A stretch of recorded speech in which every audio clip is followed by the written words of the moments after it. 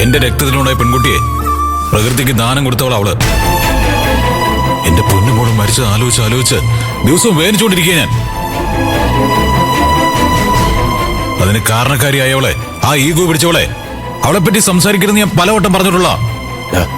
ഞാൻ എന്തിനാ അത് പറയുന്നത്? ദയവ് ഇതൊന്ന് മനസ്സിലാക്കി. മതി അച്ഛാ, ഈ സംസാരം ഇവിടെ നിർത്താം. എനിക്ക് വിജയലക്ഷ്മിയും വേണ്ട, വേറൊരു കല്യാണവും വേണ്ട. ഇത് അച്ഛനെന്നല്ല, സാക്ഷാൽ ദൈവം നേരിട്ടിറങ്ങുമെന്ന് പറഞ്ഞാലും ഞാൻ അനുസരിക്കില്ല.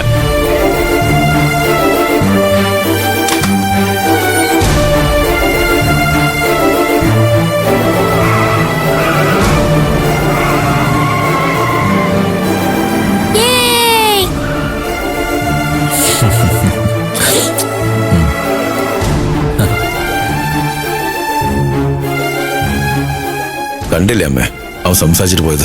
എല്ലാം ഞാൻ കേട്ടോണ്ട് നിൽക്കായിരുന്നു രാമേന്ദ്ര. പറഞ്ഞില്ലേ അവൻ, ദൈവം പറഞ്ഞാലും ഞാൻ അനുസരിക്കില്ലെന്ന്. ദൈവം പറഞ്ഞാലും കേക്കില്ലെങ്കിലും ദൈവത്തിന്റെ മുകളില് അവൻ കാണുന്ന ഒരാള് പറഞ്ഞാ അവൻ അനുസരിക്കും. ദൈവത്തിന്റെ മുകളിലോ? അതാരാമേ? കവിൻ തന്നെ. അവന്റെ ജീവൻ തന്നെ കവിന. അവൻ പറഞ്ഞ വിക്രം അനുസരിക്കും. കവിനെ ഉപയോഗിച്ച് വിക്രമനെ കല്യാണത്തിന് സമ്മതിപ്പിക്കാൻ നമുക്ക്.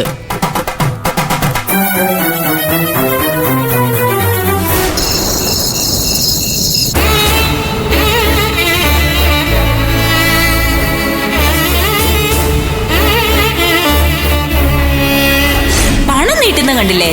വാങ്ങിക്കുമോളെ. വാങ്ങിച്ചിട്ട് നിനക്ക് ഏതോ ഒരുത്തനിലുണ്ടായ കൊച്ചിന്റെ സ്കൂൾ ഫീസ് അടയ്ക്കും. നാണോ മാനോ അന്തസ്സോ അഭിമാനോ ഒന്നുമില്ലേ? എന്ത് ധൈര്യത്തിലാണ് നീ ഇങ്ങോട്ട് വന്നത്?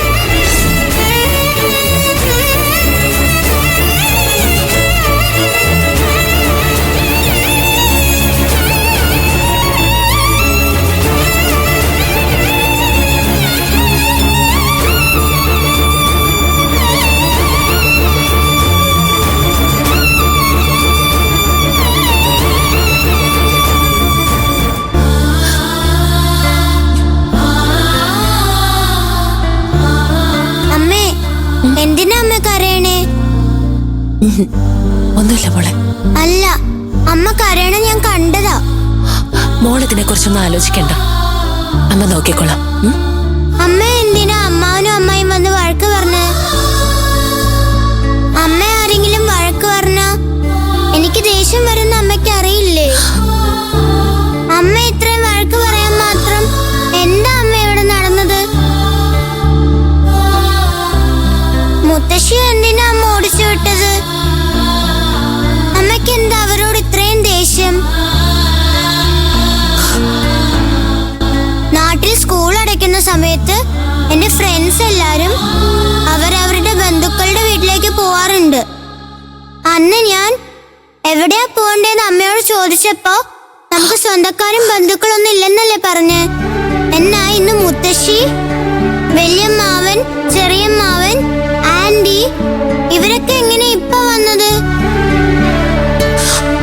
ഇത്രയും നാളും ഇവരൊക്കെ എവിടെയാ അമ്മ പോയിരുന്നത്? എന്തിനാ അമ്മയെ ഇങ്ങനെ എല്ലാരും ചീത്ത പറയുന്നത്? അമ്മ എന്ത് തെറ്റാ അവരോട് ചെയ്തത്? അവർക്കും അമ്മയ്ക്കും എന്താ പ്രശ്നം? അമ്മ ഇങ്ങനെ കരയണത് കാണുമ്പോ എനിക്ക് വിഷമം തോന്നോ?